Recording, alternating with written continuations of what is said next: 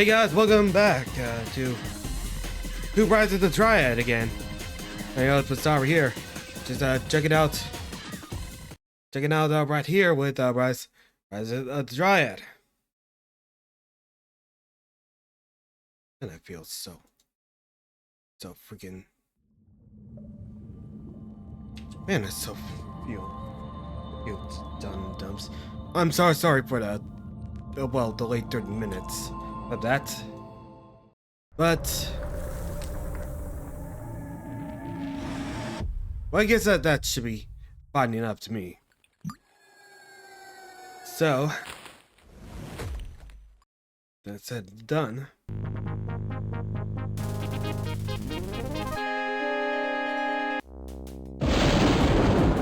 Oh, right. So since we're going this last time we finished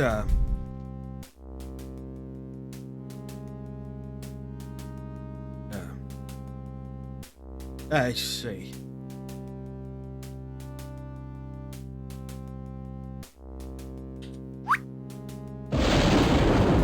So since we decided to finally since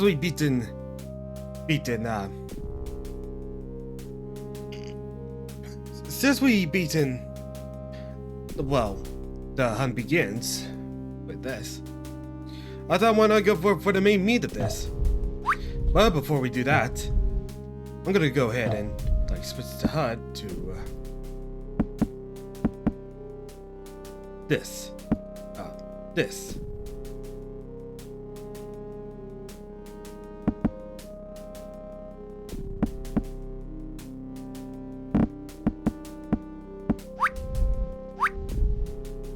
And this time, I'm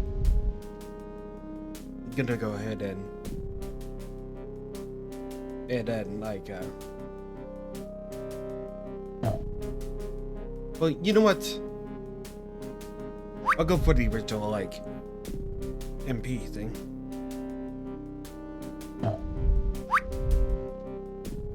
And here, I'm gonna play with this alternate sound effects. With DX OPL. So, with this, we're gonna start the Dark War. And this time, I'm gonna be playing Ian Paul freely. This guy has everything here, of course, with that priceless name. He's IP freely. So for this one, I'm gonna be doing this on hard. I think this was Island. Yant is an ancient monastery. There they are, says Kasat. Let's get it back to the building in 4BH. Ha! The intruders on that hill. There goes our ride home, says Barrett. It's like the only way out is in.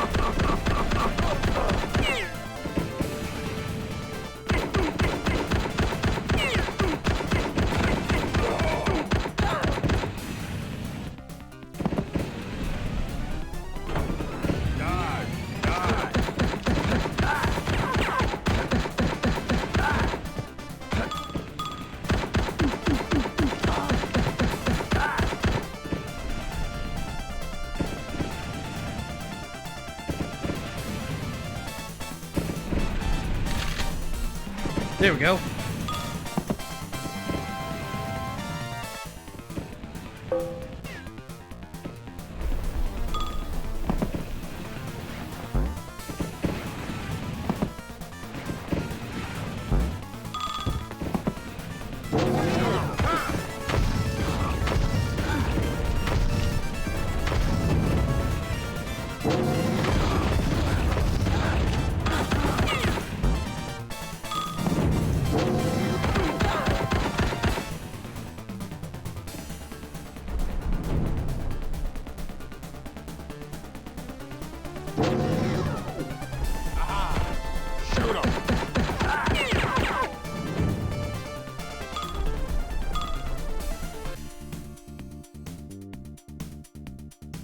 Oh yeah, that reminds me. Gotta make sure to stream this.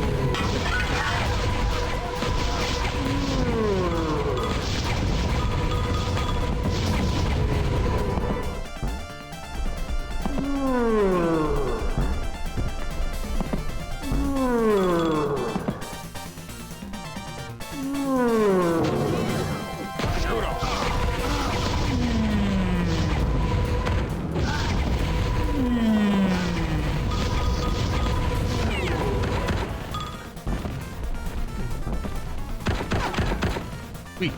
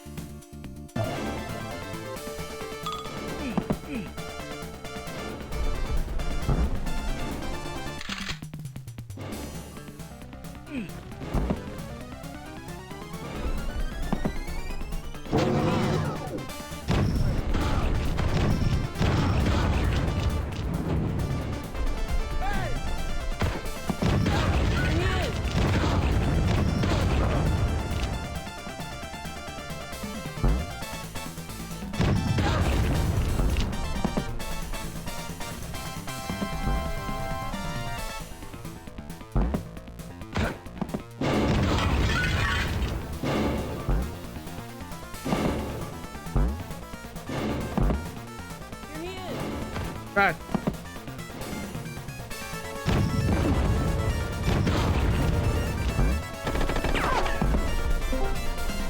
Hey, Rugal. How you doing? Drop it! Yippee. Can you go ahead and check out my food? I'll be right back. Yeah.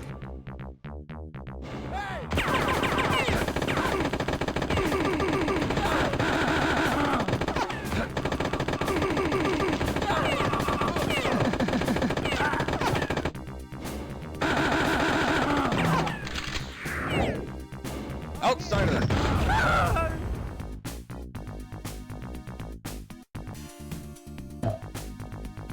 All right.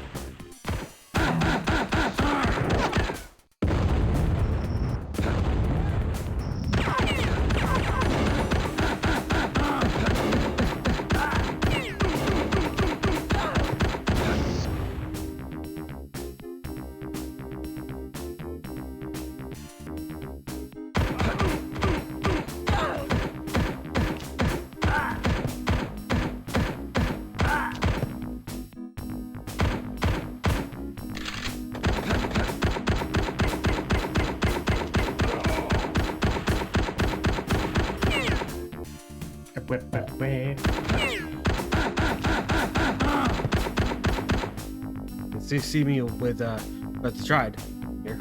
Mm-hmm.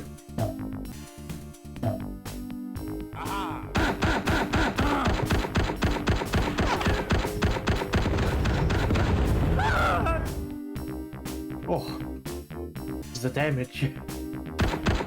Yeah. What's that red bowl that you're holding? Oh, that's priest porridge. Oh, porridge. No. Yeah, the one right there. Oh, nice.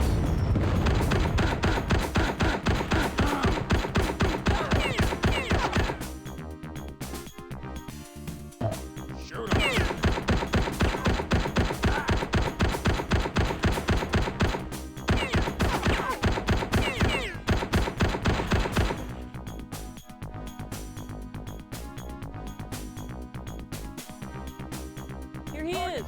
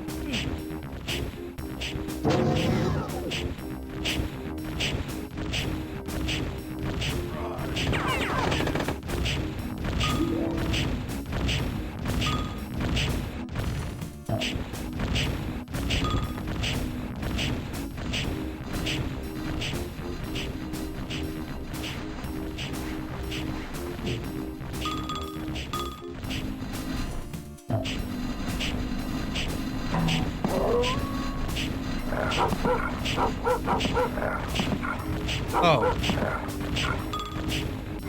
Where's the dog?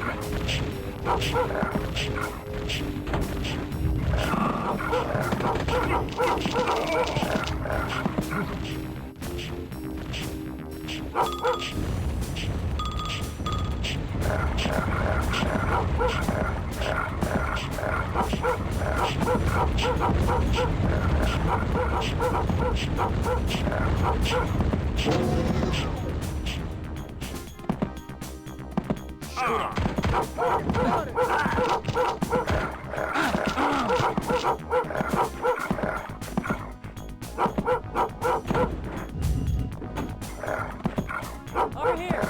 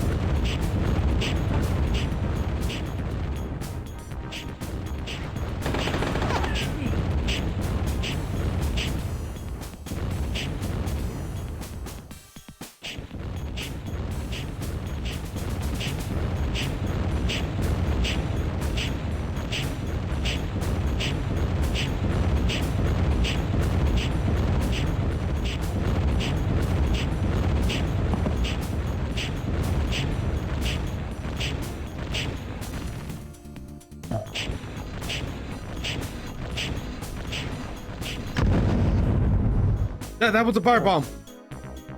Oi, oi, oi.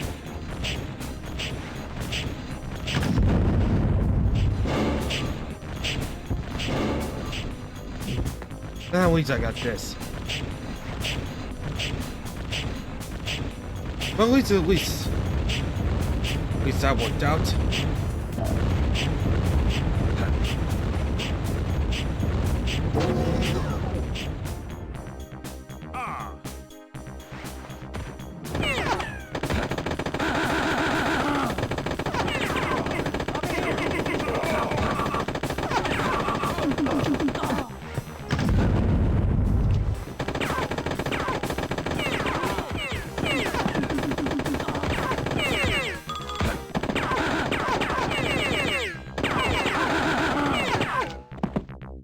Here he is.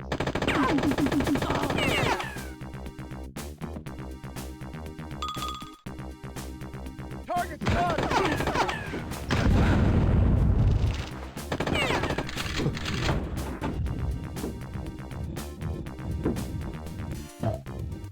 Over here.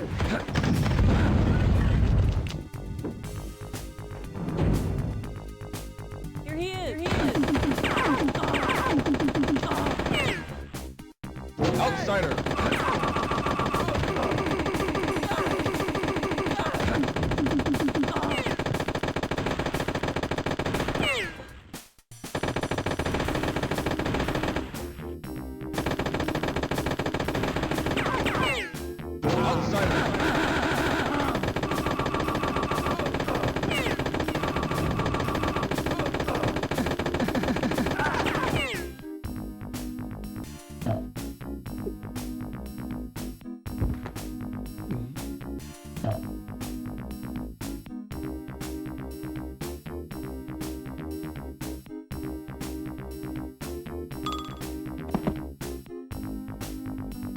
here. Over here.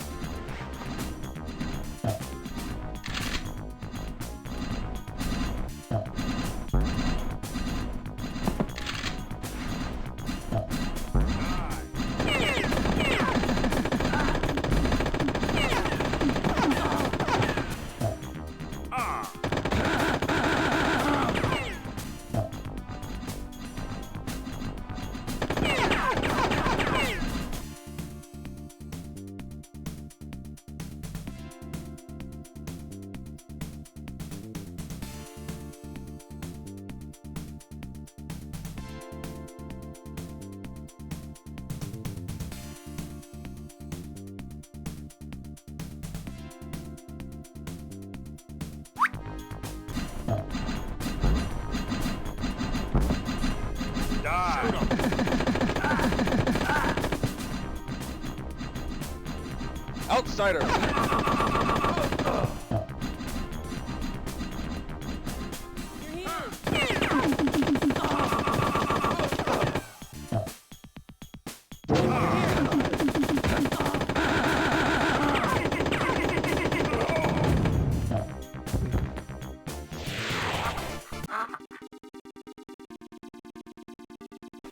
Outsider!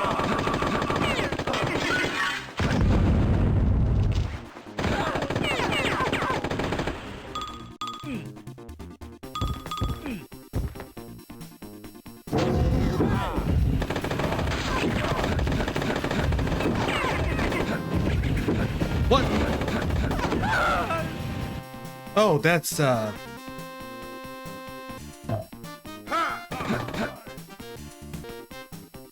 Oh, that was interesting. these were never introduced in The Hunt Begins.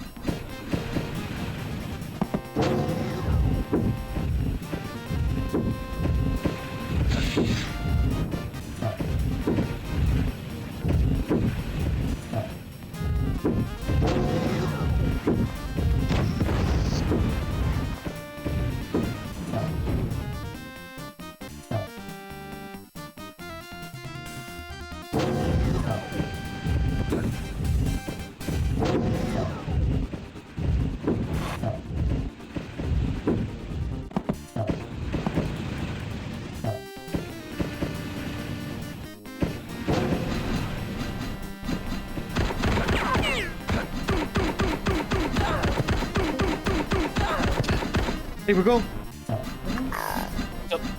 So you can finally get see me play Rise of Triad the Dark War. Yep, I play freely. I play freely.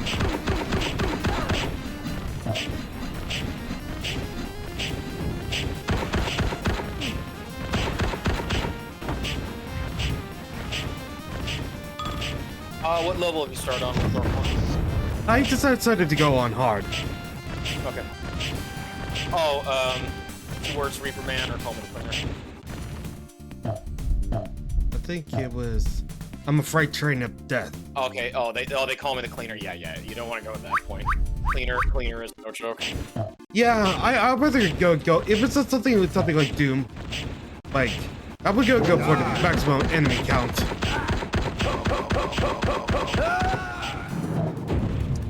Now you're meeting these guys. These guys are the ones that can try to throw a net on you. Yeah, like they weren't. I was saying they weren't introduced in The Hunt Begins. No, they were added for that. You'll meet more new enemies. Comes to this first episode, and the next episode definitely in chapter 3, and into chapter 4. Yep. Yeah, so basically, I'm doing this like DXOPL, I think. Yep. So.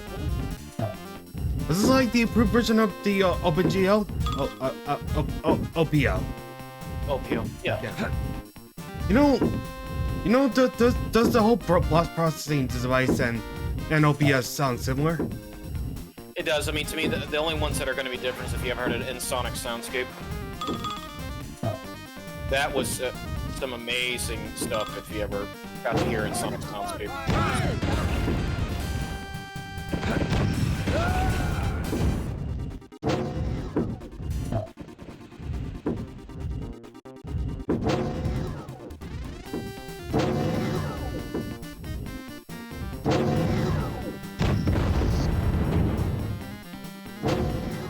Yeah, you notice too that IP Freely has a bit more health than Tardino has. Yeah, it says he has like 120 health. Yep. Tenario has like cassette. It has Tardino. Yeah, Tardino. Tardino has 100. I believe the one who has the lowest is Lorelei Nee. Okay. I think she's at 80. Ty was, I think, 95. Doug Glenn has the most health. Like under 30? Doug Glenn, I believe, was 130. Yeah. Oh yeah, I use like the alternative sound effects. Yeah. Oh no, it's good. Was this like alternative sound effects? Oh yeah, God mode. God mode. Oh, random. Oh, you got random. Well, keep trying to see what you get. Blasto. Yeah, you're not gonna like Blasto. Just makes you go all over the damn place. God mode. Yep. Good enough. Blast. You gotta do Park West. Hold down the button for Park West. Yep, that's Park West.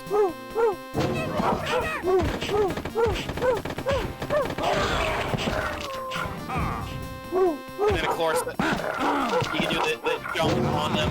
In Extreme Rise of Triad, you can jump on them, and it would count as like doing even more damage. And then there was a little glitch in Extreme Rise of Triad where if you did it just right with dog mode, you could have dog mode infinitely, and you could carry your MP5 with dog mode.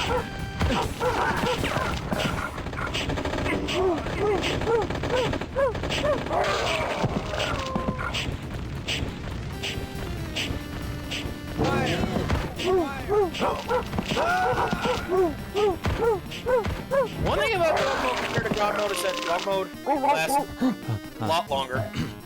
I just look like the after effects of those, like the, like they realize they're human. We'll go back to human. Mm-hmm. They do the same in Rot 2013. Of course, even though it's a bit inferior, it's so faithful. Oh yeah. The only thing I hate is that Bark Blast, like, as soon as you do it, you can't do it anymore after that. You only get one time you can do Bark Blast. Go back, Vest. There was another random power up.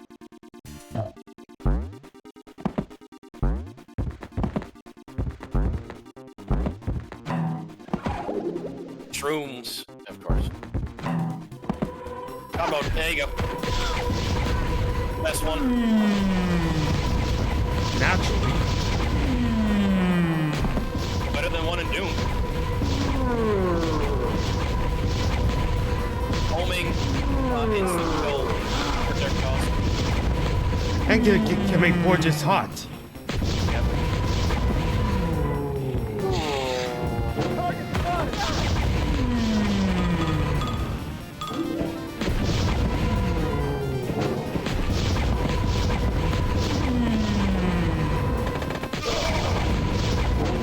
Oh man, it's such a good animation of when you just basically vanish, make them non-existent anymore.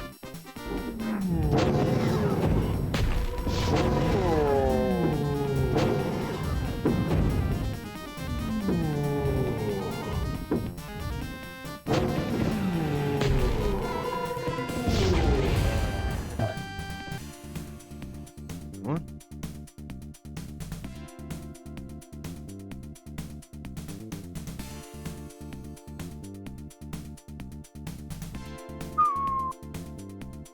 Okay, this one has a secret exit.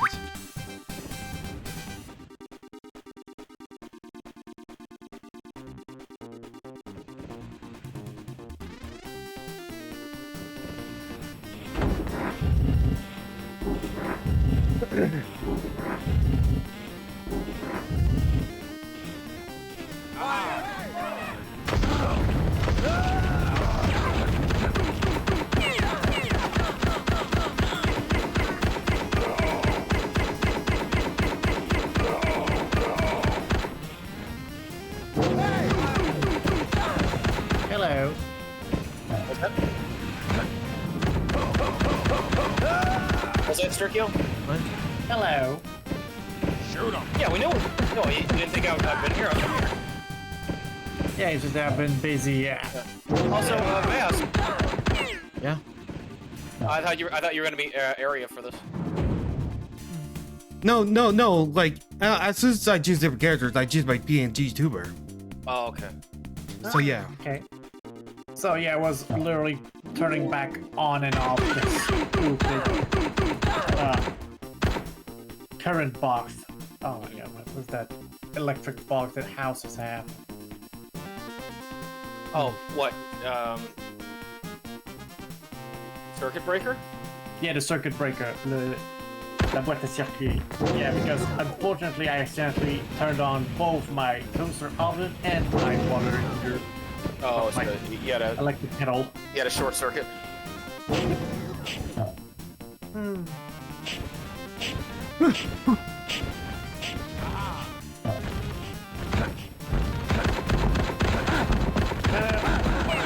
Why I went for a stove kettle instead of an electric one. Yeah, well.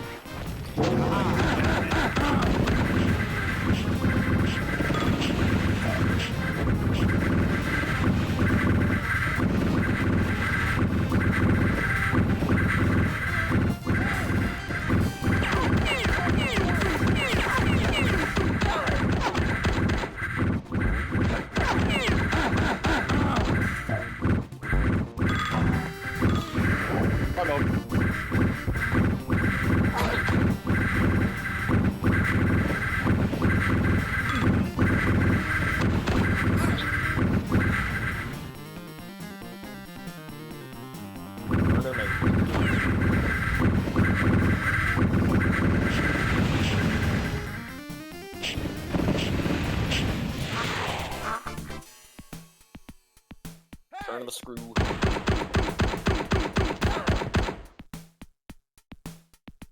What?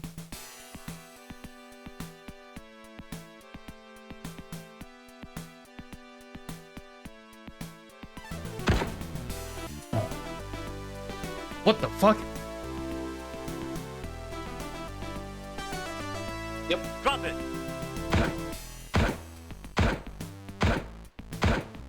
Might be some shot.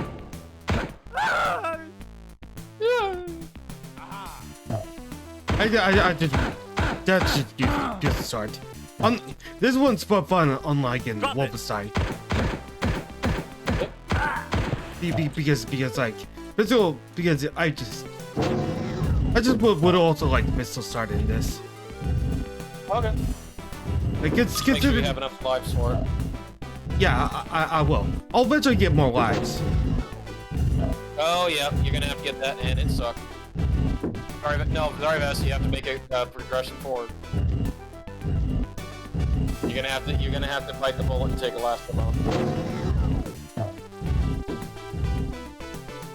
I would. Nope.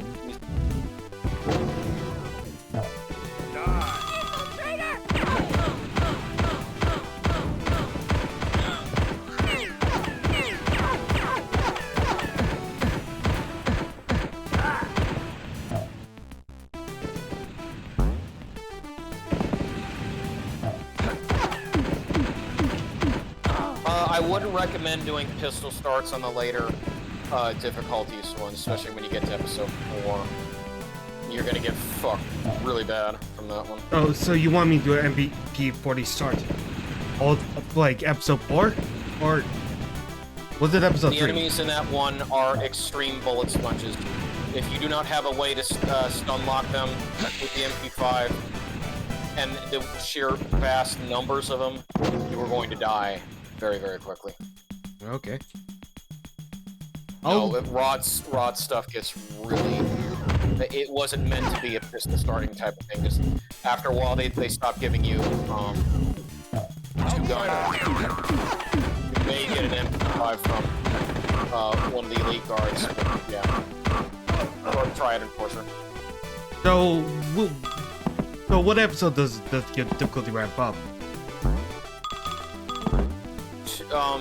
2 it starts, but 3 because you run into enemies that you cannot kill at all, and then 4 where you get some of the worst enemies.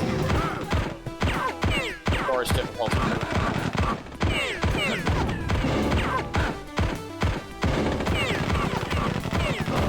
Yeah, you see what I mean about, like, you need to make sure that you have your MP5 eventually, because there's going to be a lot of situations where if you can't find a bazooka and you're left, you haven't used a bullet weapon, you need to use an MP5. There you go, MP5. It's MP40. Oh, MP40, yeah. Because you don't normally get double gun very often. I thought it looked Oh, cool. you can't hit that thing. I thought the whole like dual pistol thing looked cool enough. It did, but it doesn't do enough. It doesn't do enough. Okay, watch out for that sword.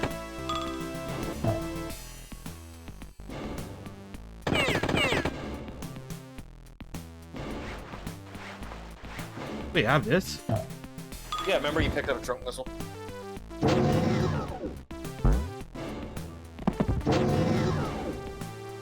Luckily, Elastamo doesn't last too long, but it's a very terrible power-up. I barely remember using like last summer. It is, as soon as you get it, you bounce around all of that, it just screws up your momentum.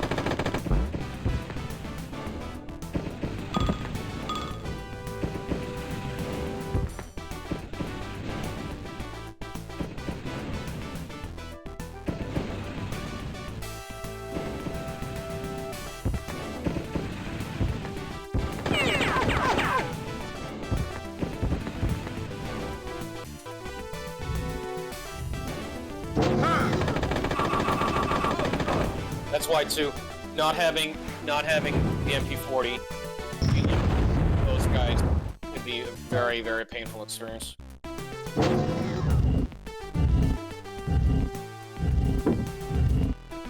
I mean, Tom Hall knew about pistol start, but he also knew it's like they're probably going to use save states or quick saves, because just trying to get through that without it, it's very, very tough. Because the bazookas, you don't just carry stuff in between. You have a limited inventory that you carry. Holders.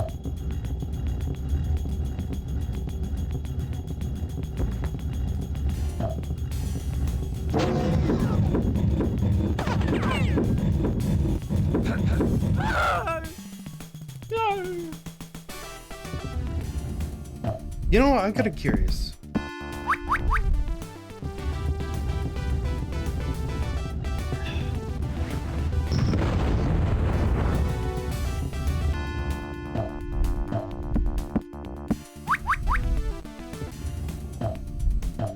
I don't know if there was an extra track to this one. This might have been like just the same. Yeah, I remember turning this through. Yeah, this one.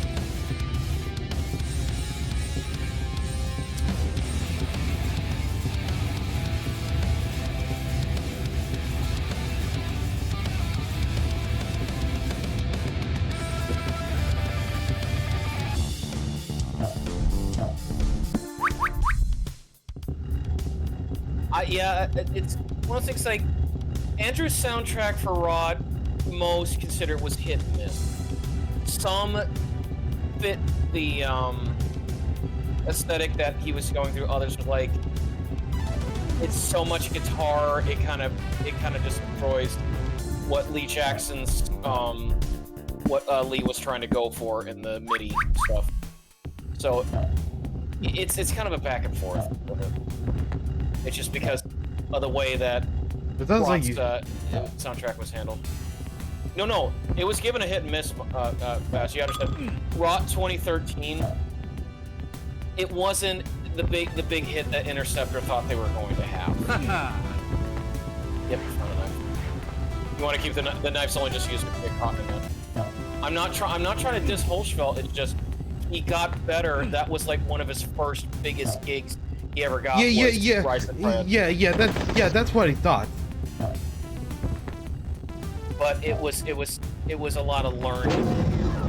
You know, a lot of critique when it goes by that is we're trying to redo music from 1994, 1995 that was done by Lee Jackson, just like Bobby Frank was very good at doing MIDI music. So some things may land, and some things may not. It's not his fault. It's just tried using a lot of guitaring. It worked, and then other times it just didn't work. Well, boy. Good luck.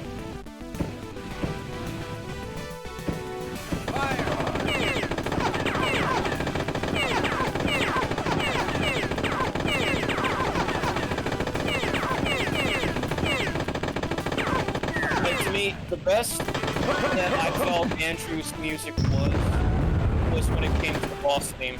He did a great job with doing a variance on the boss theme, as well as one of the tracks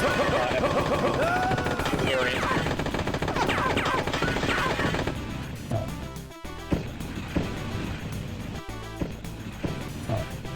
And also, I dug this version of Fast Way, which was the classic Ride the Track song.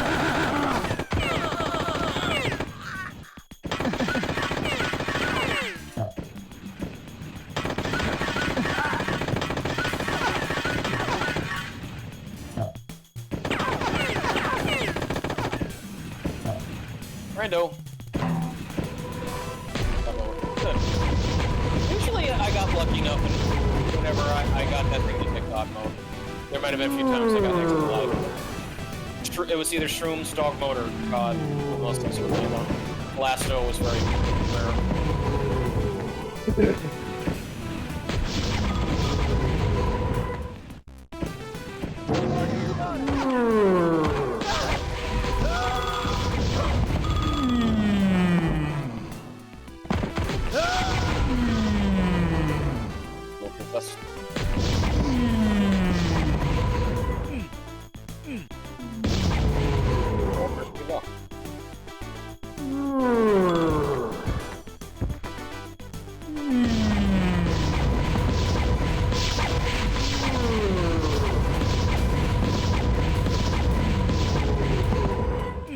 Are there really so many dead ends in this?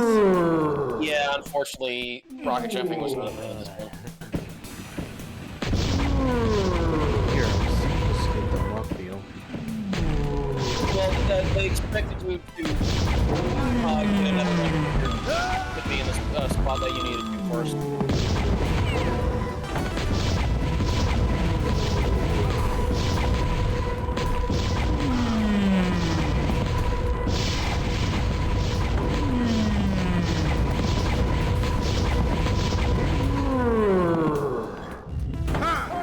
Shoot him.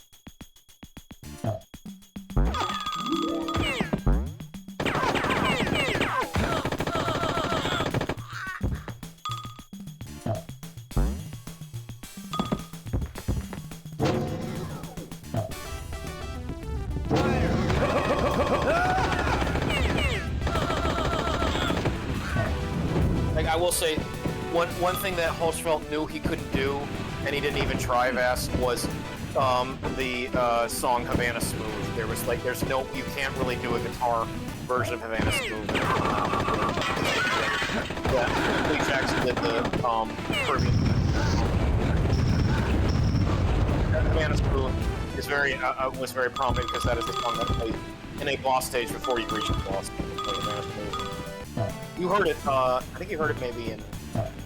I know you heard it in the demo or the shareware version. But it could have also been placed in one of those full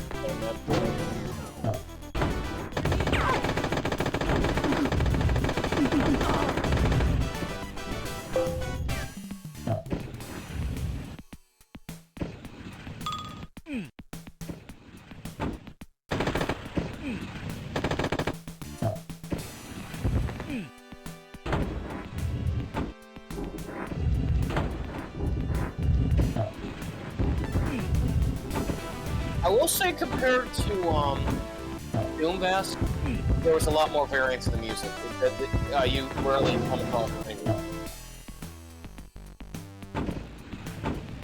As Doom and Doom 2, Bobby Prince it only did as much as possible, and then eventually you start hearing certain songs that repeat again.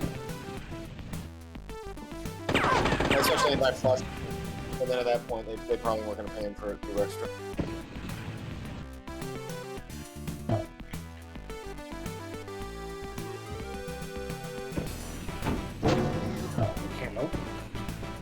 What's up, Sturkio? I'm checking on my toasty oven from time to time. Yeah, I made a. Oh, It was good. It was my one hit winner. Supreme Pizza is always the best one. I get it. DiGiorno always get a Supreme. oh yeah, Supreme Podcast. Oh, good. Another.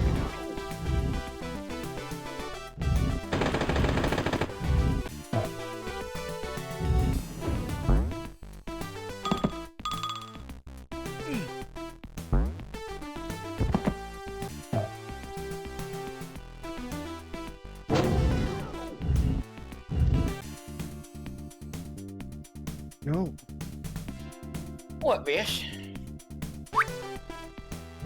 Oh, nothing. Just thought of. Just adjusting for a bit. There we go.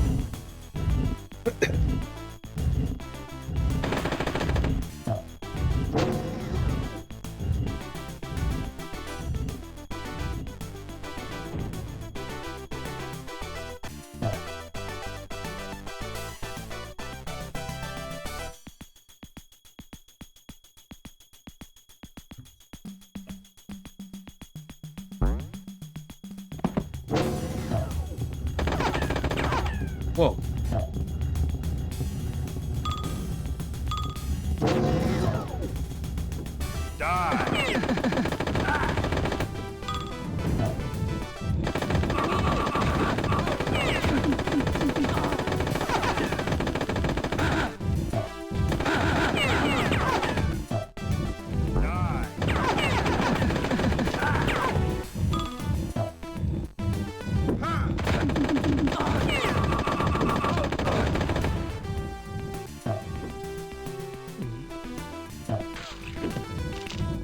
Somebody got switched.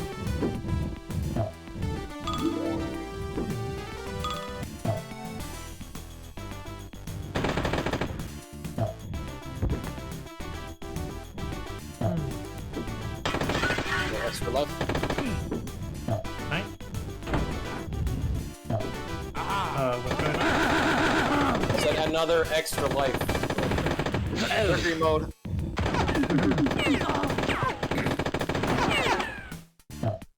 I don't know if you can hear us or not.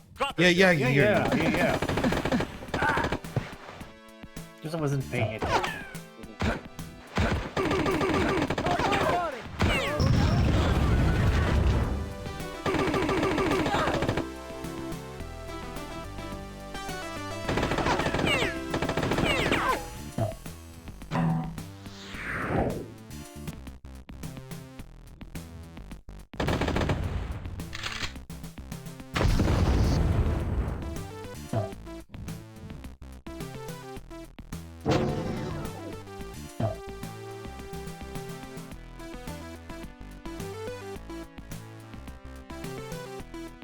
What's... Yeah, you gotta go back in that one. And just looking at the layout. Yeah, turn the screw. So it's look like a giant screw.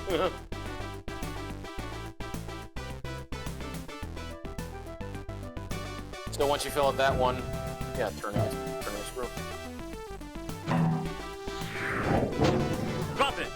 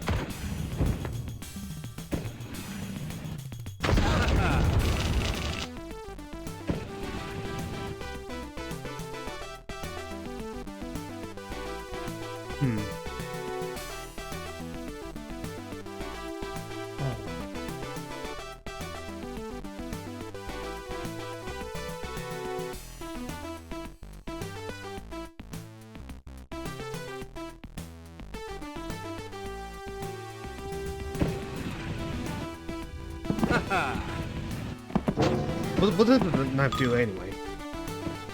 If the if those one guards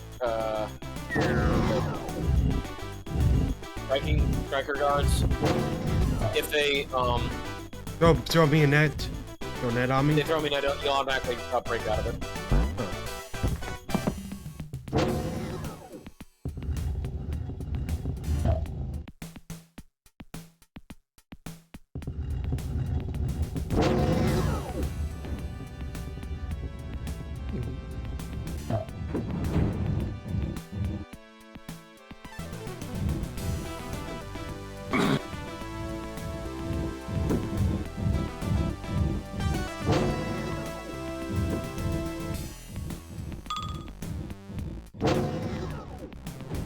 It's just good for that reason. Like they're the only enemy in the game that is able to do that to you.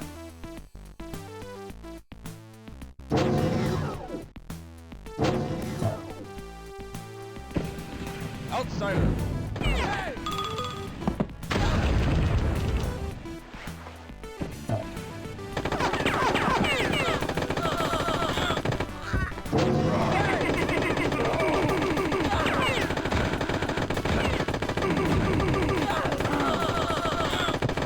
Shoot him.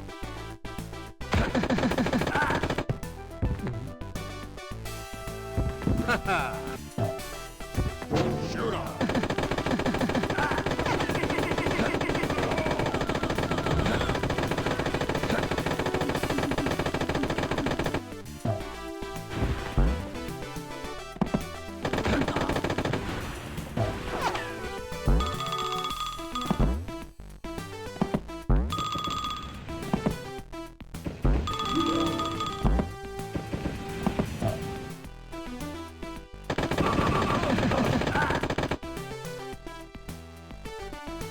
This is really big.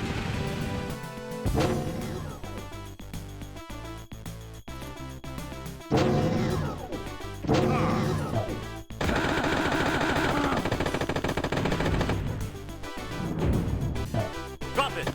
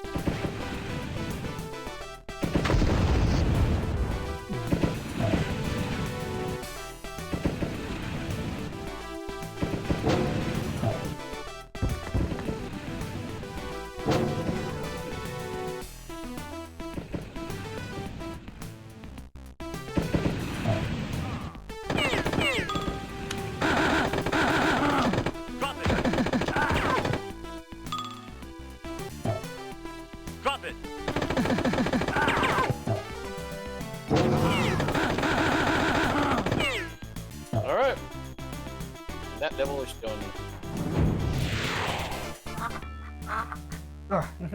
Too much room. Oh, I was gonna say, like, sometime I don't know if you want to play with the Dogfish or not. What? The Dogfish cheat. Why? Well, it changes up the names of the levels and adds a couple of funny sound effects. Eh. Not sure if it make any difference. Just in the level names. And then you get,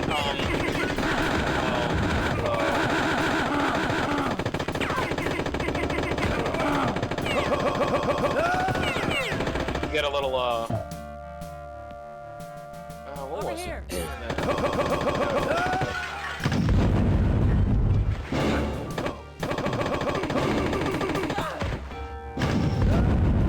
You get Scott McKee's mystical head.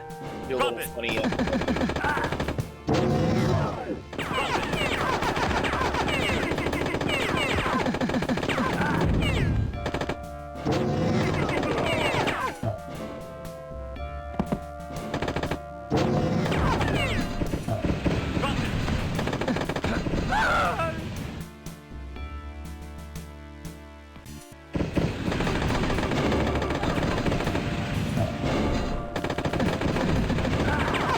Oh, water.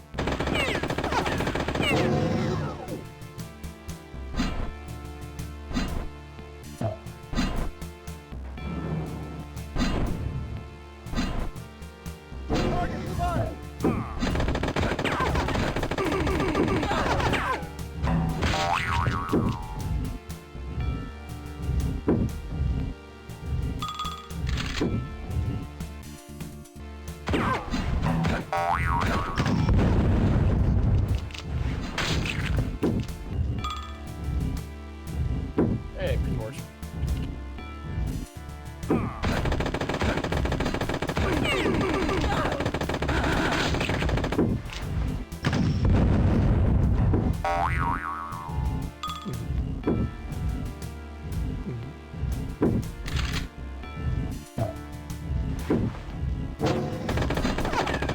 Yeah, not very fun, not very useful or fun power up as the last mode. Yes, momentum, nothing but momentum.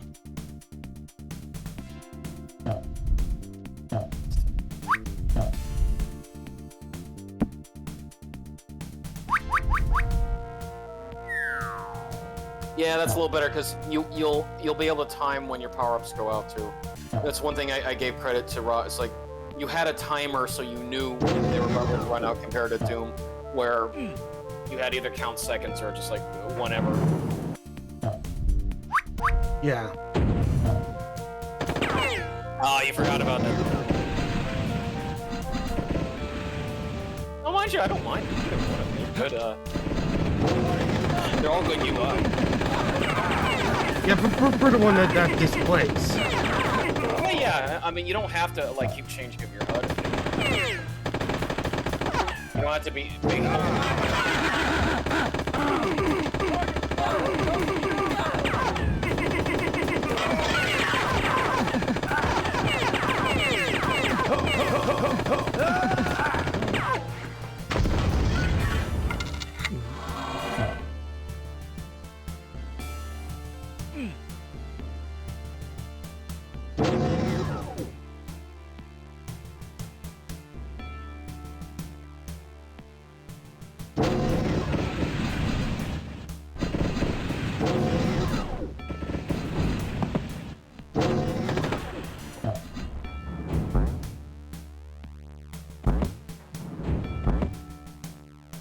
Yeah.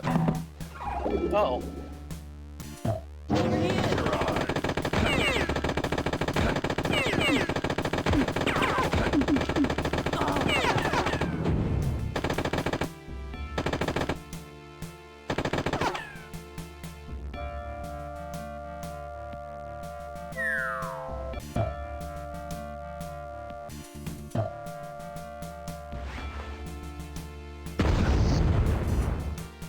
No.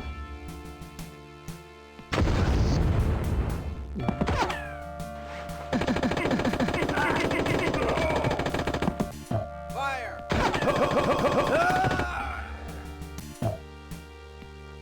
Drop it.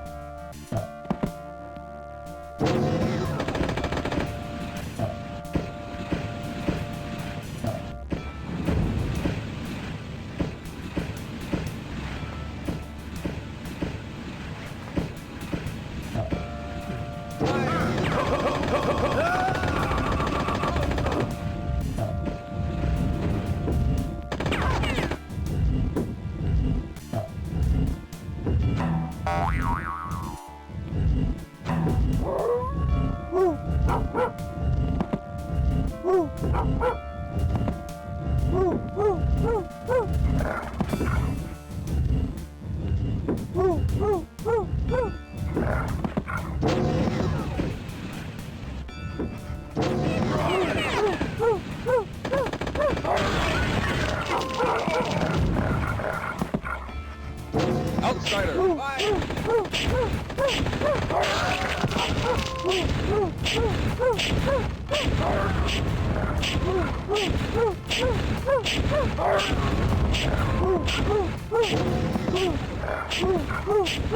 Drop it.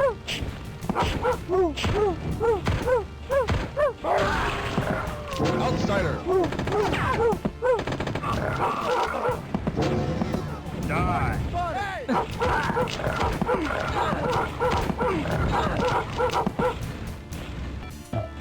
Well,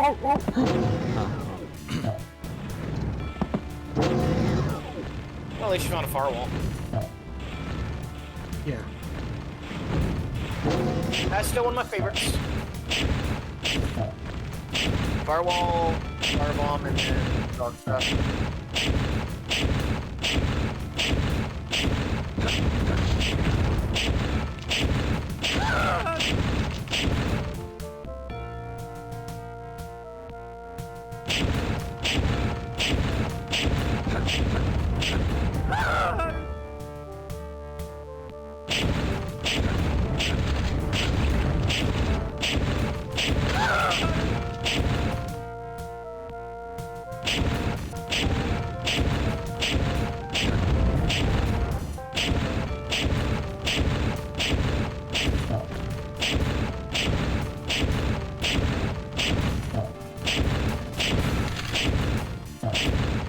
Alright. You know, I would rather big man with a firewall instead of a fireball. What's that? I was thinking of painting What's that? Magnum. I was thinking of like making a figure of Magnum with a flame wall instead of Firewall? Firewall? Yeah, you can do firewall. Flame wall. I agree with that, Bass. I'll go over there.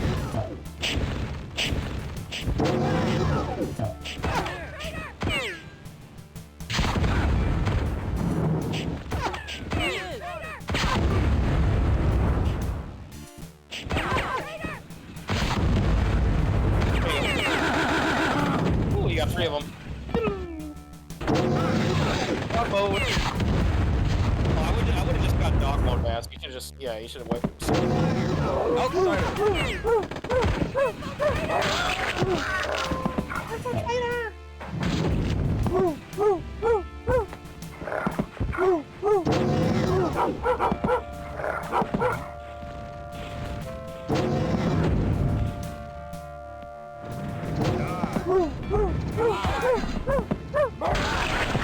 Drop it.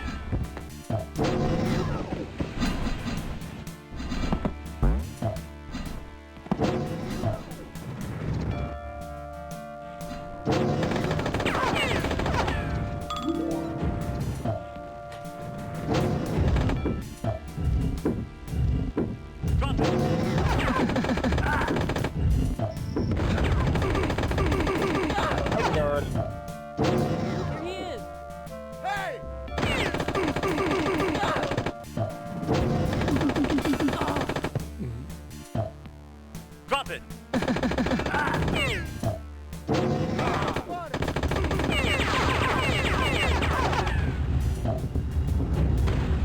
Fire!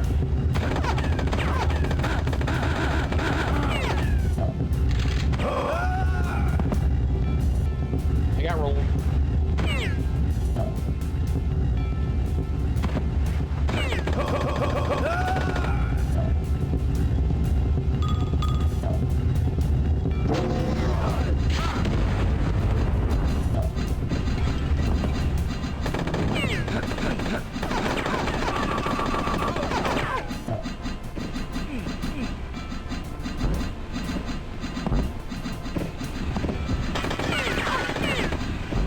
Drop it.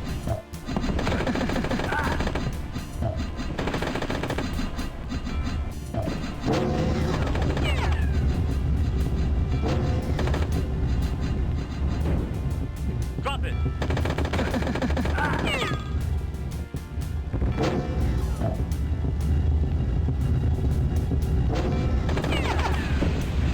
Drop it. I always like putting those guys near these. That's common for almost big guard. Drop it.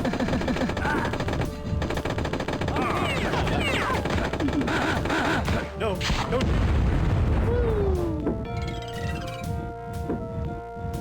And that one's done. Congratulations.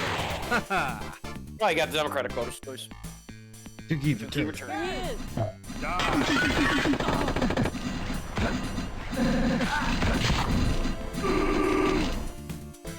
Shoot him. Oh yeah, you remember this one from the shareware version. Come on. Eyeball, eyeball.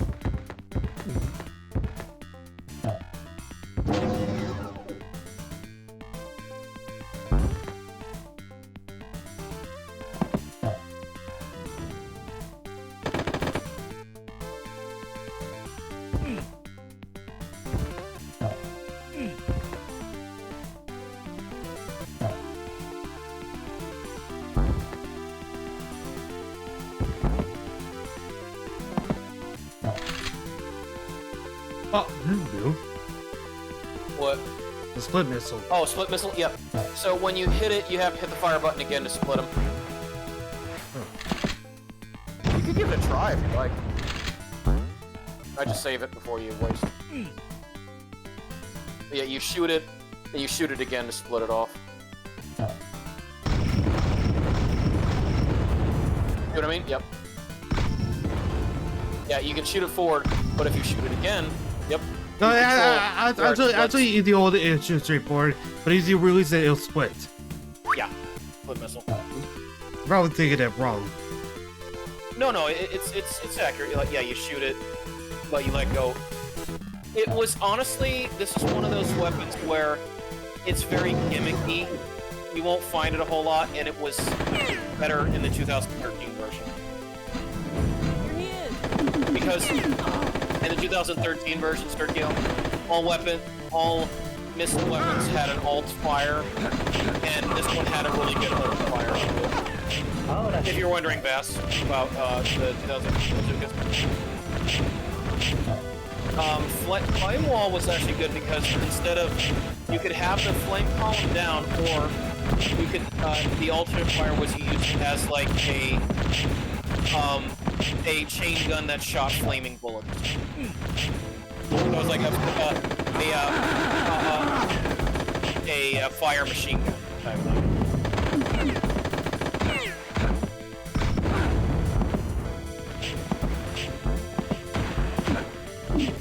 For trunk missile, it did the usual, like it would go a lot, or you could make it so that you could have a bunch of small cluster homing missiles come out instead. Again, some weapons that were just kind of like, just very goofy, but they did a lot better. Skellyback got a lot better. Dark Staff was already good, they made it even better.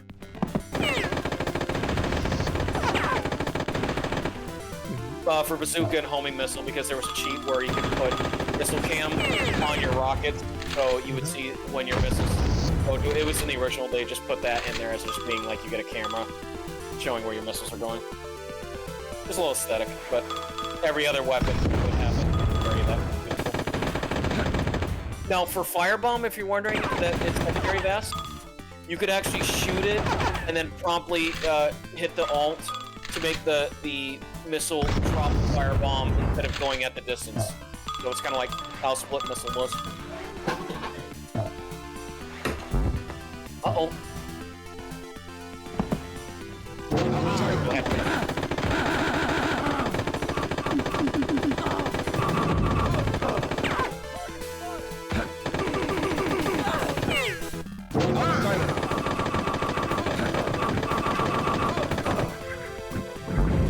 Outsider. Oh, what all?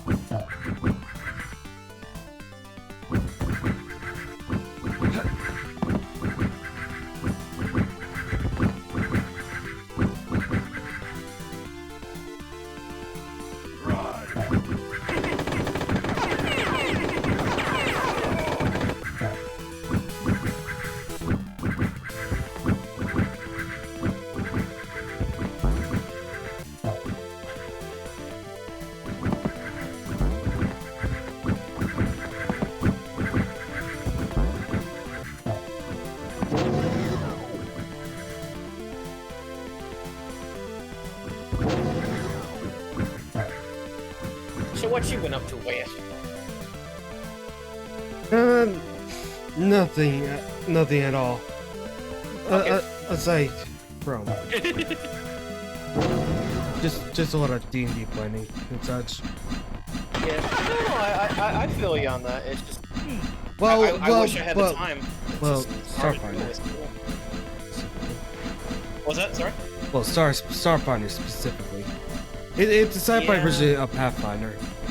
Oh yeah, no, I know what it is. Like I was intrigued.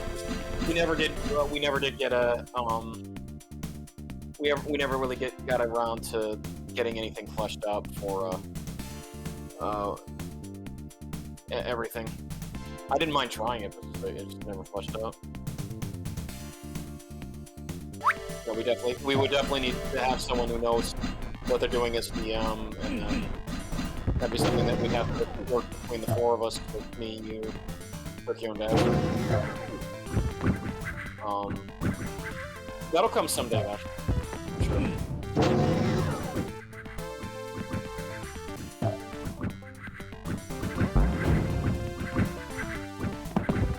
What? What? Sorry? Oh, actually, yeah, hopefully. Well, when all things are set. Yeah. I mean, I don't. Right now, I'm just. I'm excited. It's my birthday tomorrow. But... You're working extra hard. What's that? Sorry? You're working extra hard today. Yeah. Well, it's just as I said. Oh, is that your key or not? A key? Or did you already get it? To the right. Oh no, never mind. I was just sure. No, I was just like I'm excited for that. Like, I wanted to make sure, Vass, that I didn't. I guess maybe I didn't say too much. You know, you knew, but I don't know. I should have did that. More or less. You know what I mean? Hey, elevator.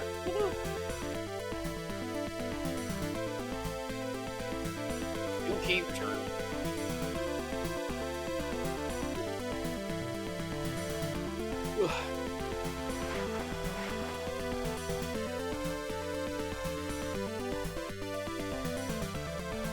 Wait, What? there's a switch. Didn't use the elevators yet? No, could have wondering, like, have I used the switch before?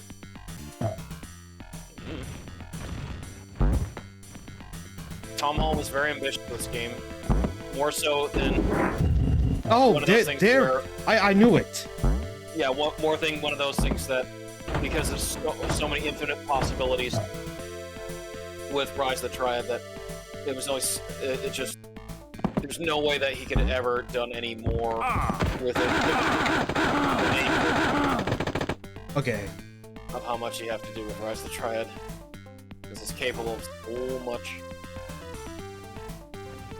And then also, it was the sign of the times. At this point, everyone was waiting for the next big thing, and then of course that would have been Quake and 2. I don't know what's up with me, but like maybe the whole like big praise from Quake 2 was definitely from Watch Mojo. Oh, it was. Quake 2, I mean, it got a lot. It was just because of the tech engine. That's the reason why people are like, oh, it's a Quake 2, yeah. Because, why? Well, the graphics, it's really fast. You know, I thought Quake 2 was best for its multiplayer aspect and its soundtrack. Yeah, no, they had some very good hits. Oh, are you gonna try going through the elevator? I believe it's because people wanted the experience just like Quake 1. Yeah, it wasn't quite. It was way different because instead of it being Red segmented Racers. levels, it was all just one big overlapping level after another. Well, it is what's set in stone for all modern FPSs. Can't I wait. did have that point. Well, yeah. It did predate Half-Life, didn't it? by year, 1997. 1997 was Pixar came out.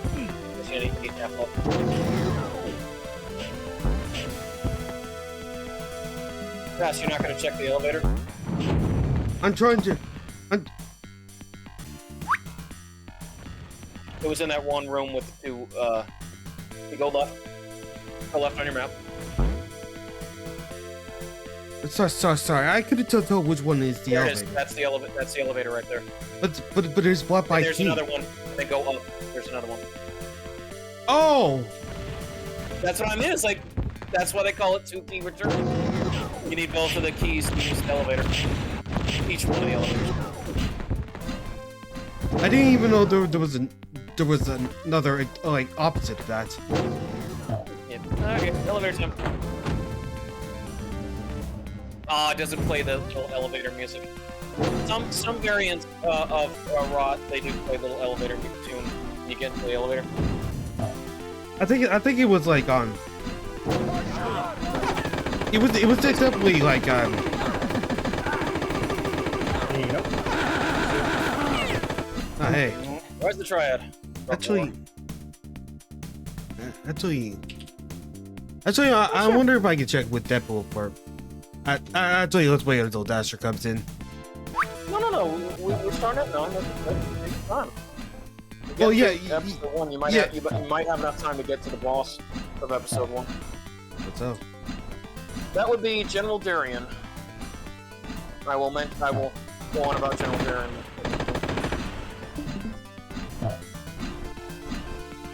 Because even in the Hunt Begins book, it mentioned who the bosses were. So it was a nice touch. Okay, episode 1's boss, General Darien. Episode 2 boss, Sebastian Doyle Chris. Episode 3 boss, the nasty metallic enforcer, aka the enemy. And episode 4's boss, El Obscuro. Played by Tom Hall. Yeah.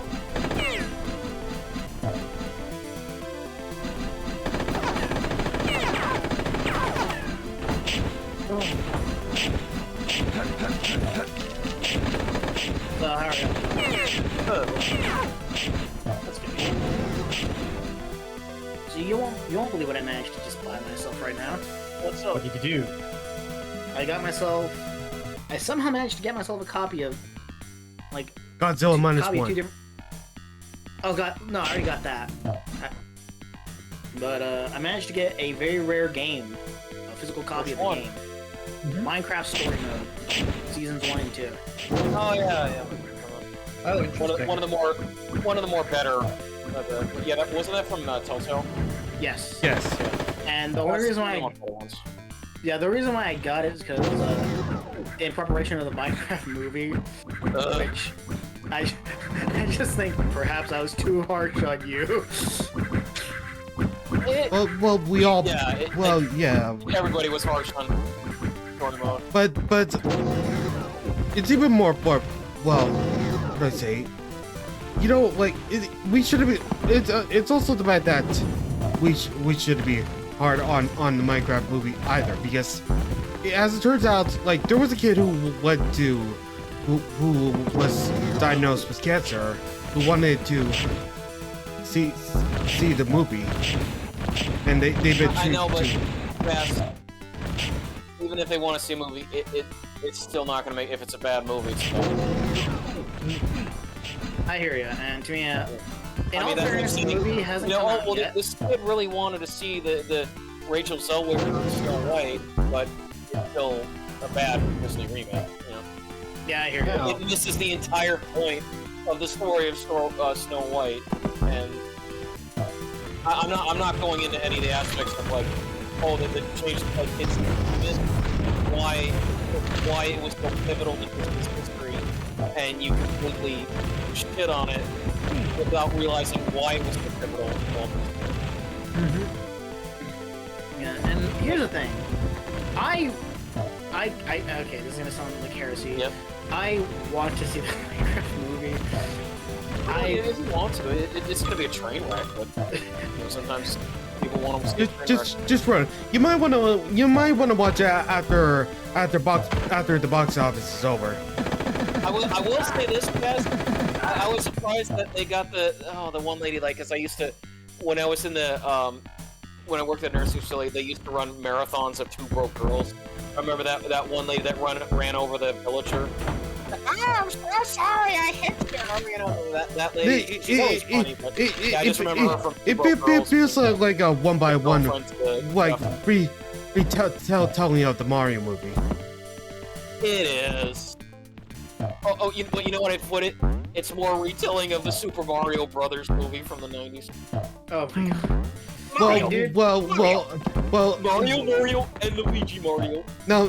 But it's also like the fact that Yeah, Jack Black. it's also a retelling of the Monster Hunter movie. Well, it just, you'll have less of this one guy saying, Diablos. Yeah, that's the only thing. And Mila Jovovich, the producer's wife, not getting all of her action soon. Ugh, gotcha. To me, man, I'm just looking at it like this. I enjoy cringe. You'll enjoy Minecraft. Yes, and to me, I'm just thinking, like, I want to see Jack Black. I want to see Jablonski. Yeah. Just. Yeah, it's trying. Only burger. Yeah, but trying to. It's just you're gonna just watch like this. It's more like the interactions they're going to have with all this CG nonsense. Exactly. No. I'm just thinking, like, when I saw the last trailer. Don't worry, I'll bring her full. I'll cushion her full with the water bucket. I'm just like, oh god, they're really going there. Yeah, no, the last one I saw, again, the lady, girls running over the village. I'm gonna predict the last part of the movie is gonna take place in a world where all the monsters invade, or the End Dragon invades. Ender Dragon. Yeah, invades. Although they're hitting that, like, again, like the lady running over the village by accident. The crossover. I just don't understand why couldn't they just do it in the classic Minecraft style and have, honestly, Jack Black, but in Minecraft. Like, well, it's simple. It's because they want to get a tax write-off on this. Yep. Yeah, that's pretty much it. If we look back to how, and this was a quote by Uwe Boll, last number. Oh yes, I finance all my movies with Nazi gold, and they're all tax write-offs. Yeah, that's the reason why he would do it. There was a tax leniency law in Germany, so Uwe Boll was able to make stinker after stinker after stinker and use them as write-offs. That's how he made so much movie. He's like, I'm not doing anything wrong. What the German policy is. And then he realized, oh yeah, Germans changed the rule. Oh shit. That's why, he would then move up to Canada. It's like, fuck this. Americans have been doing. He's got 2 successful restaurants now. Well, no, because he didn't want to pay taxes. He didn't want to have to be responsible for. No. I meant like he did the American thing, which was to film all his stuff in Canada. Oh yeah. That's what I meant. Well, Canada or Germany, where a lot of like Blood Rain was Germany. I think he did the same with Alone in the Dark, like a lot of the early stuff. The only thing that screams Alone in the Dark is just the guy's named Edward Carnby. Nothing else. Yep. This later kind of looked like, well, the whole thing based more off of the Alone in the Dark 4 more than anything, and it didn't quite work as well because when you do 1, 2, and 3, this wasn't going to work. Everything we went for was Alone in the Dark 4, New Nightmare. Oh. Which I was fine with. Like, I played Alone in the Dark 4 both. It's just like the idea about like Edward Carnby's appearances, like usually changes throughout it. Originally, like he was wearing a classical suit with a mustache. Then he shaved his mustache. Yep, and then he wore a cowboy outfit for Alone in the Dark 3. And then he is a creature of chaos. He may take on many incarnations. And then he had the Christian Slater type of look for Alone in the Dark War. And the so-called reboot of Alone in the Dark. Yeah. Oh, and then the latest reboot that was a couple years ago, which tried to be another RE2 remake, but Oh yeah, it failed that one as well. oh, Which just is fucking sad. they tried too hard. They're like, well, we got to make it like RE2 remakes. But we don't have The to. issue is that so many games remastered or remake or reboot. Oh yeah, we gotta do that popular thing instead of let's just do a good one. Well, because everyone was shocked that RE2 remake was cool. Yeah, because Strangely enough, Silent that's Silent Hill 2. You were skeptical about the Silent Hill 2 remake, and then suddenly everyone loves the Silent Hill 2 remake. I mean, you can still love the first one. I mean, I can still love the remake. I like how the characters were, how the storyline. I know that. I know you that, know, but I actually remember Silent what Hill person 2. saying that. Maybe like at one point, like one person said, it's like Maybe we judged you too harshly. Yeah, but it's still one of those things. It's hard to do better than what you have. Like, I can understand RE4 because it was more action than it was story. Silent Hill 2, it's more about the story of how the character was. So to me, yes, it's how you present it. It's like I have an argument with anyone who says, which version of Lunar did you love? Did you love Lunar on the Sega or did you love Lunar on the PlayStation? And I'm always going to say, I like the Sega CD one because I didn't like the story, the massive story changes that they did to Lunar in the PlayStation version. The battle system is better. They put a lot more difficulty in it, but I did not like that it was harder. Oh, no, get the dog mode, Ash. oh strangely enough, Yes, get the dog mode. strangely enough, you're talking to someone who has played it.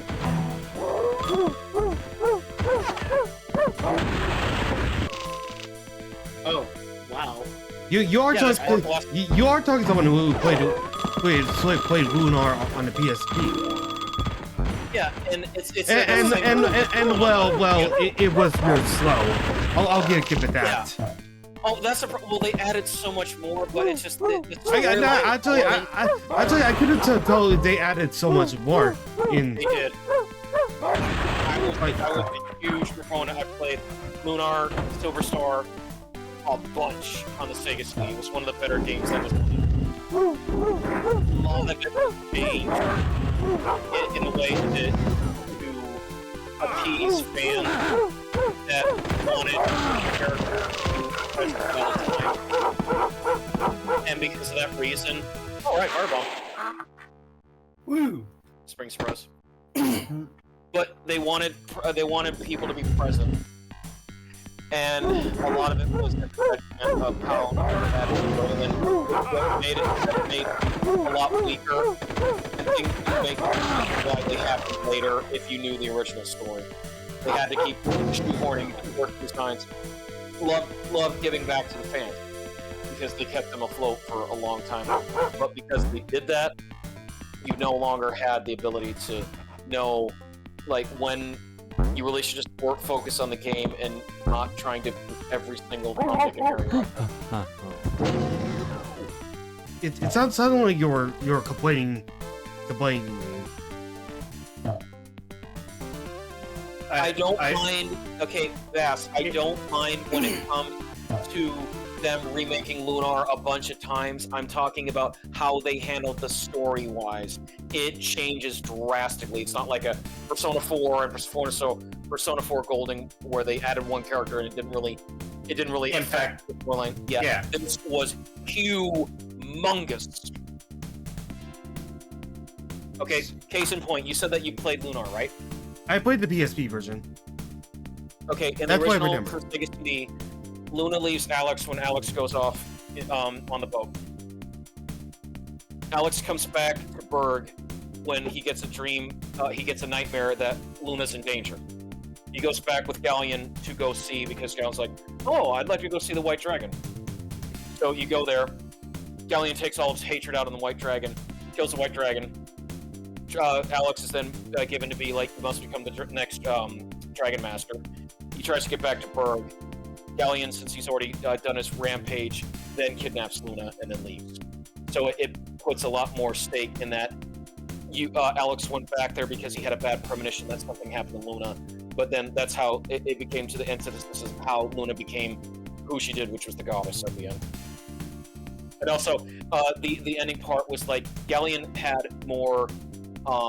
He didn't give up at the end, like, you know, like he even tried to use all of his dark power to become like a huge demonic force. Like you don't even get that battle in the later ones.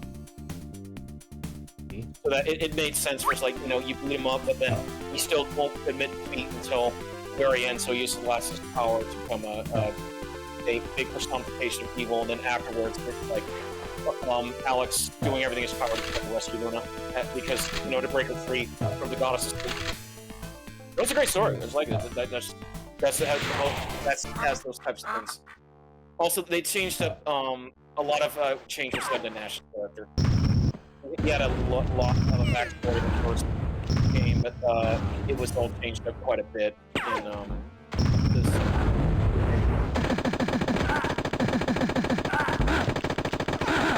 Please! I mean, there's nothing wrong with playing those additional versions because each one had a different battle system through VAS. That's another thing too. So you pick which one that you like the best, as far as did you want like a fast-paced style, kind of like the biggest was, or did you want more of a slower, like how just one and it was compared to, like, let's say the Game Boy Advance version of Luna. That one had a different battle style too, if you remember. Mm-hmm. Yeah, Lunar. Sure. But I will mention this. Working Designs got the idea because in Eternal, the remakes and the original Sega CD are about on par with each other. They only really change up more or less the cutscenes. You know, like maybe like they add a bit more cities. In the Sega CD one, they couldn't really do full animation. They used a lot of rotoscoping for the animation. So it does have a nice novelty to it, but in the remake stuff, they could go like they did full animated cuts with some work. But I recommend VAS for Eternal Blue, any version you get your hands on. I'll do both. Yeah, the gameplay is much more better than this, and your character parties, they're really good. Also, you don't have your the guy you play as hero isn't as a silent protagonist as Alex was in the first one. Ooh. Yeah. I did play the first moment for that. Yeah, no, it's good. I like it. Wait, whoa. What? Can I just say something? I don't know why, but I just found that ad for the Lunar game that you're talking about, like Eternal Blue. Don't you think that the character in the center looks a lot like my avatar?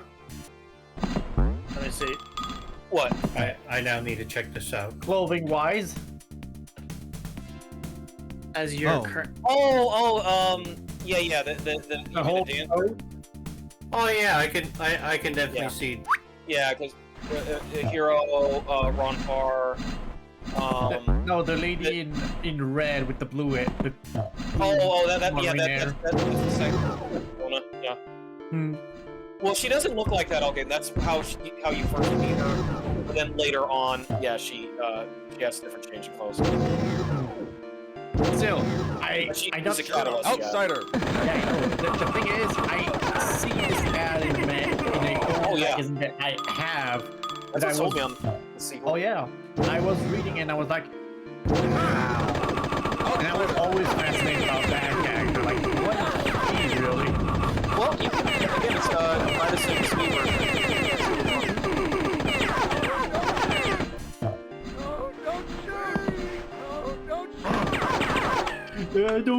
Don't shoot! Nope. Not You didn't kill him. This thing with Triad. You don't finish up those guards, then we'll come up and kill you. Yep. Especially if they're lightning guards. Oh yeah, Vass, be thankful these aren't the lightning guards from 2013 that can run up to you and steal your bazooka and then use it against you.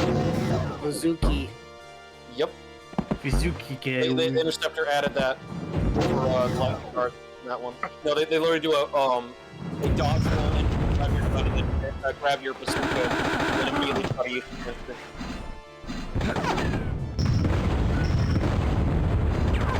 They were in fact probably the hardest to deal with because it was a lot of times you don't know because they blended in with regular guards.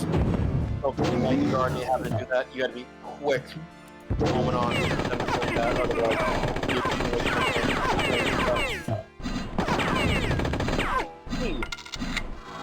Also, out of curiosity, have you gentlemen heard of a Pokemon fan game called Pokemon Insurgents? I It's a really think edgy- I might have. It's a very edgy Pokemon game, and Sounds I'm like thinking it. about playing it for myself. So basically, it just they're like, yeah, we really like that plot about Black and White, so let's go with that. I don't have a reference point as to Black and White's story. Well, it was Correct. about freeing Pokemon rights. Well, no, actually. Yeah, think of it this way, like And then- No, like, basically, no, you know, no. the organization. But then halfway No. in we find out that this is all a ploy to remove everybody with Pokemon except for Team Plasma, Yeah. so that they can take over the world. Lovely. Of course. Yet again, another plan that didn't go well. Oh god. Oh, goodness gracious. But yeah, to me, I'm definitely looking Is forward. Vash? I- Vash was like.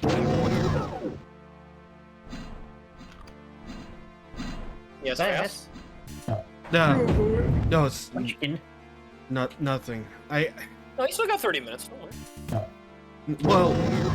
Well, it's just you're misreading what about the Pokemon fan game. And, Oh, well, Oh. no, I meant like. Okay, so if you played Insurgents, can you give Sircon a little heads up of what it is?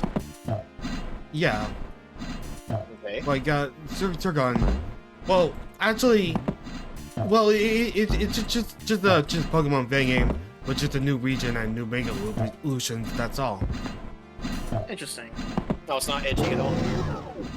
No, who told you it was that edgy? Well, I just know it has cults. Oh, really? Oh yeah. If it has cults, then it's obviously edgy, as I say in my most sarcastic tone possible. I mean, I just think this, like, you know what? I played Pokemon Uranium. That game was fun. I think that's the only Pokemon. Actually, no, I played Pokemon Mystery Dungeon. The Pokemon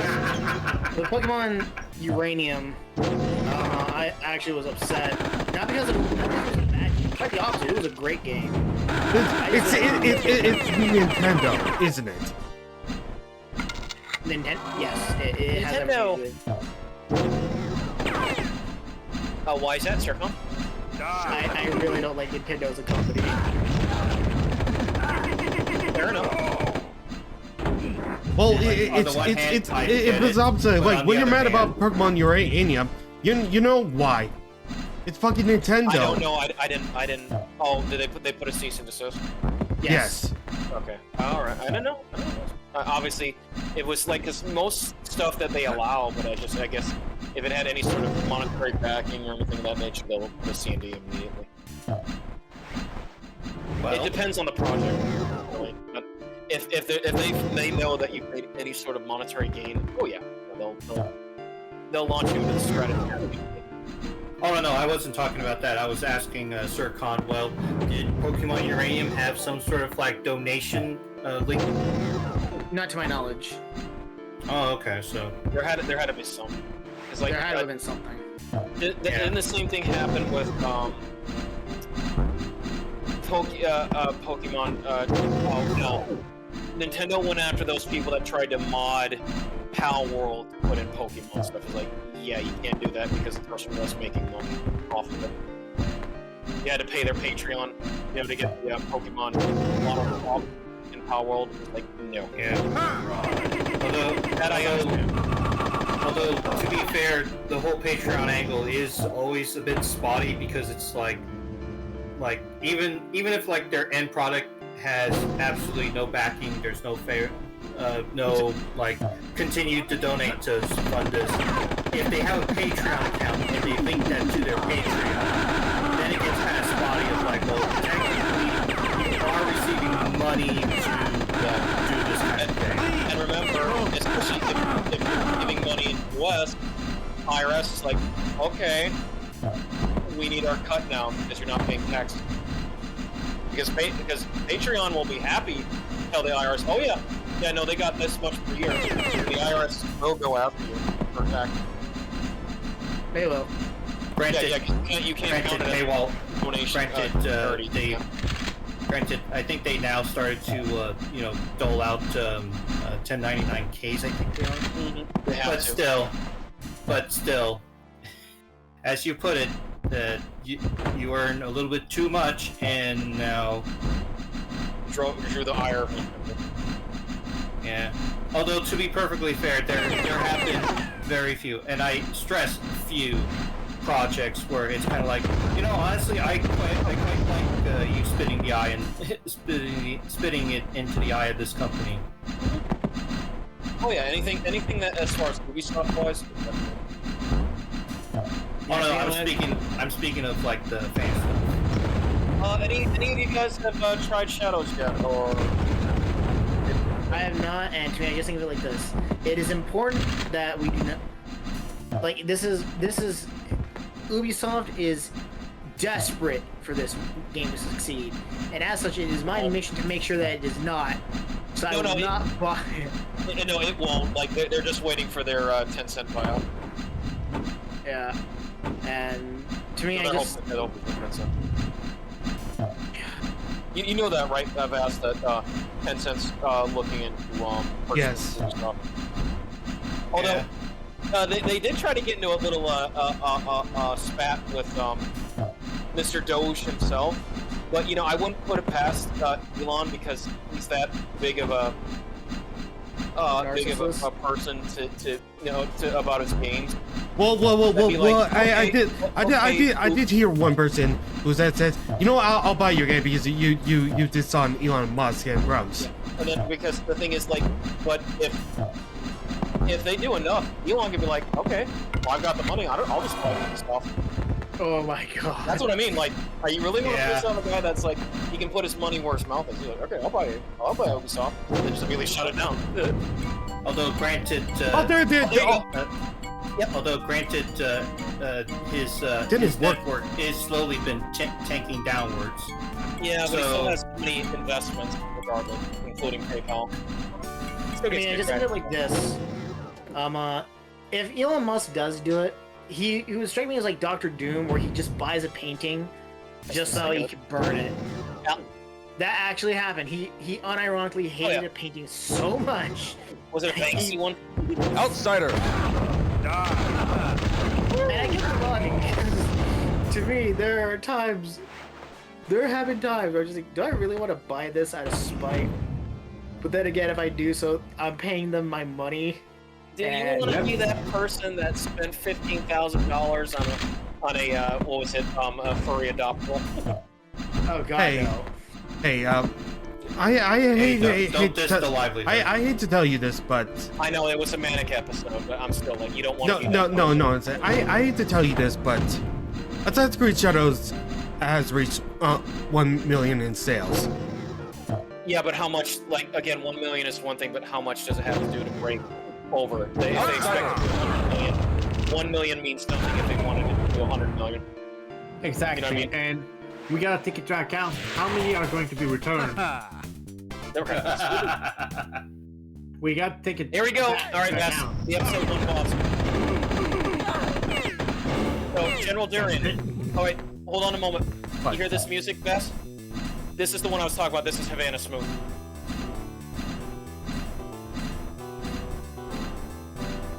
It sounds better in there's different variants of Havana Smooth. You might want to go with one where it has more of the more of a beat.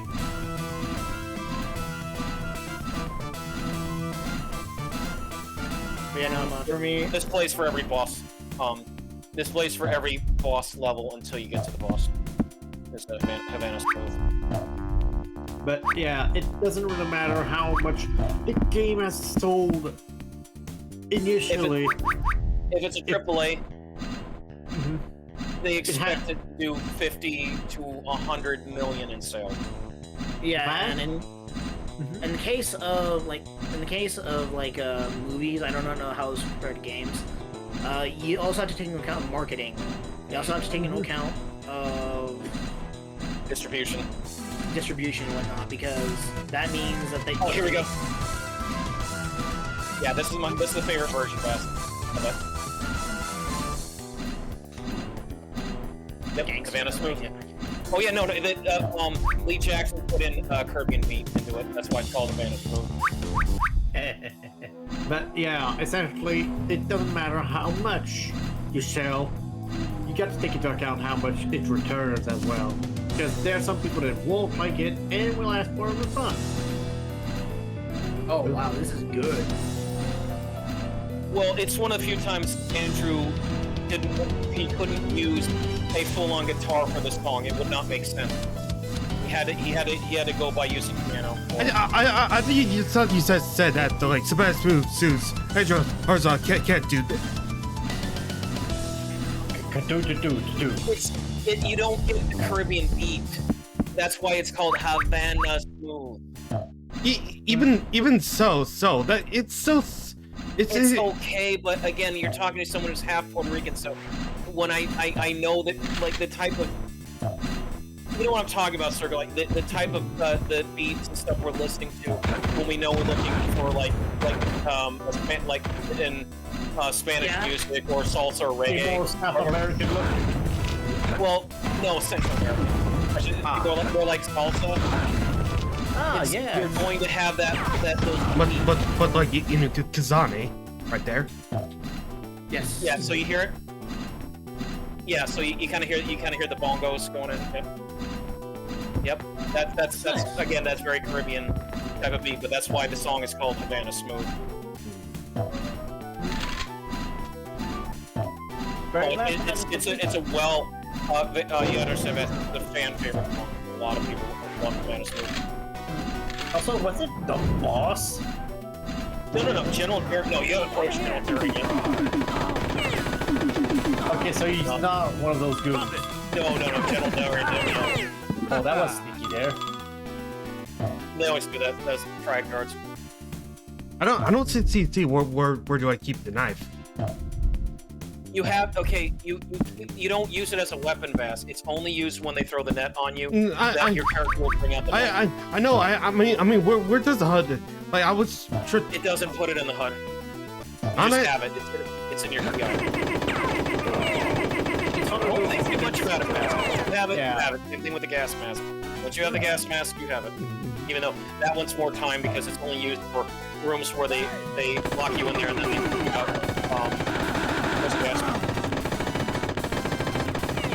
It's one of those instances where the game doesn't show everything to save space. Honestly, when you said about Savannah Smooth, like that Havana.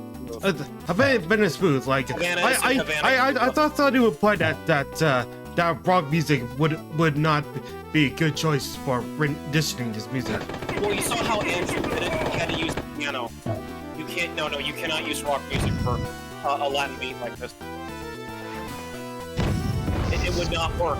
It would kill the vibe you're going for. Yeah. And mind you, it's not necessarily you can't do it, but it would just be really hard to do because I was listening to Chilean rock music and wow, Chilean rock music is amazing. And Argentinian music is also great too. Oh yeah. But like I had a lot of when I did mail handling at the airport. I had a lot of yep, that's all for General Darian. I had a lot of Hispanic co-workers, and they love their salsa music. I mean, they'd be dancing that while they were handling the mail. So I listened to a lot of it. It's considering that have you been to South America before? No, but I live down in Florida, so like we have a very mixed community of many, like from Colombia, Venezuela, Dominican Republic, couple some from Brazil and Argentina, and as well as Peru. There's a lot of Peruvian. We have a lot of Peruvian restaurants, and that was General yeah, that's the General Durian theme you were hearing, or the boss theme. Yeah, it's me and Yes. Here's the thing about General Durian. You can only hurt him with explosive weapons. You cannot use any bullets on him. He's already shooting you. I feel like that guy right there. No, that's not him. No, General Darian's in the room. General Darian's wearing a kind of a light green outfit. He's got a rocket launcher strapped to his arm. Trying to freak out with it. Yep, your toes. Gonna bury you in a lunchbox. One of his many lawns at you. Yep, he's in there. You have to get the Oscuro key to get to him. They'll bury you in a lunchbox. Yep, I'll borrow you in a lunchbox. I do not know who plays. They'll bury you in a lunchbox. Oh yeah, they made fun of that in the 2013 reboot. He says that a bunch, but they gave him more of a robotic sounding thing because like originally it's just a guy with a rocket launcher, like a big officer. Whereas in the 2013, they made him more separate. Yep, there was Darian right there.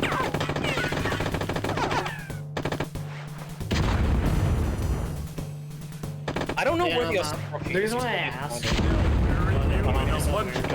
I've actually been to South America myself. No, you cannot. I guess, as I said, you cannot use bullets against these bosses. I don't think You're not hurting him. You're not hurting him. He would have made us scream. You need to find the Oscuro key, Vast. They'll bury you in a lunchbox. Yeah, no, the reason why I asked Rugal is because I've actually been to South America twice in my life. Never had it. Money. And I'd only be going by myself. It's not a place I'm going. To me, once I... There you go. Alright, watch out, Vest. You need asbestos. Nope, gotta be...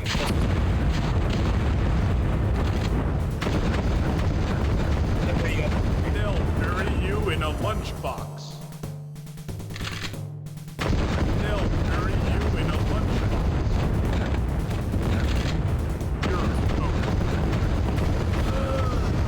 Yep, you got him.